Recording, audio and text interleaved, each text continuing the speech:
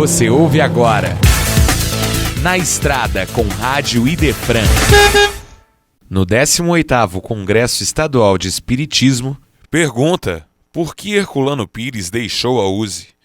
Heloísa Pires responde: ele deixou a USE porque ele sempre foi muito corajoso. Quando apareceu o corpo fluídico de Jesus, a turma atual da FEB não tem culpa, é maravilhosa, e nem aqueles fizeram com uma intenção, mas foi uma loucura antidoutrinária, que Jesus teria um corpo fluídico. Não aparecia num livro de Kardec, nem na Revista Espírita, só no livro lançado por essa instituição.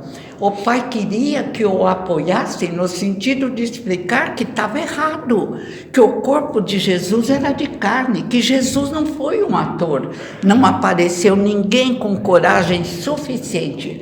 O pai enfrentou sozinho, escreveu um livro lindo, O Verbo e a Carne, foi perseguido, tiraram os livros dele de várias instituições, mas ele disse: eu tento seguir Jesus, eu continuo sozinho, mas foi uma decepção, porque era a esperança dele, era o lugar que ele amava, era o lugar onde ele trabalhava, e não conseguiu apoio para uma luta justa. Mais tarde ele enfrentou mais uma luta justíssima na deturpação do Evangelho. Voz solitária sempre, porque a turma não queria ficar sem os livros nas livrarias, não queria perder o apoio. Acima dos homens está a doutrina espírita, já deformamos uma vez, não podemos ficar deformando toda hora.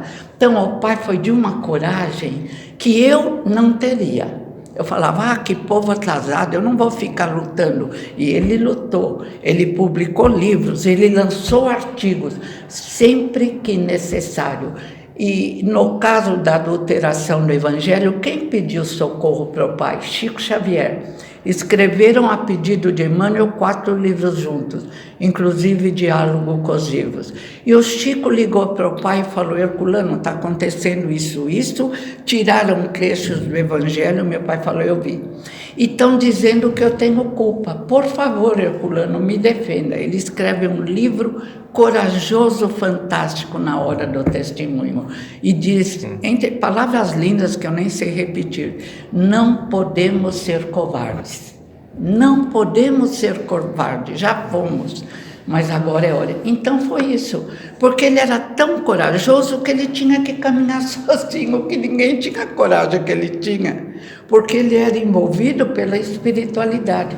Ele encontrou um companheiro em algumas lutas, Jorge Risini, mas Jorge Risini era agressivo, era polêmico demais. Se bem que nesse livro, Na Hora do Testemunho, a poesia é forte, convocando a sempre ficar do lado certo. É só isso que ele queria, ficar do lado certo. E ficou. Sozinho, mas ficou. O Verbo e a Carne é lindíssimo, eu rio, é bem-humorado. Conta que saiu num livro espírita que Maria de Nazaré fingia que amamentava, que as entidades espirituais pegavam o sangue, o leite, e convertiam em sangue. Não dá para aguentar. O pai não aguentou e estava certo. E graças a Deus foi vitorioso, venceu. Colocou sempre a doutrina espírita acima de menos da família e dos amigos, mas compreendeu a grandeza do Consolador prometido. Concorda?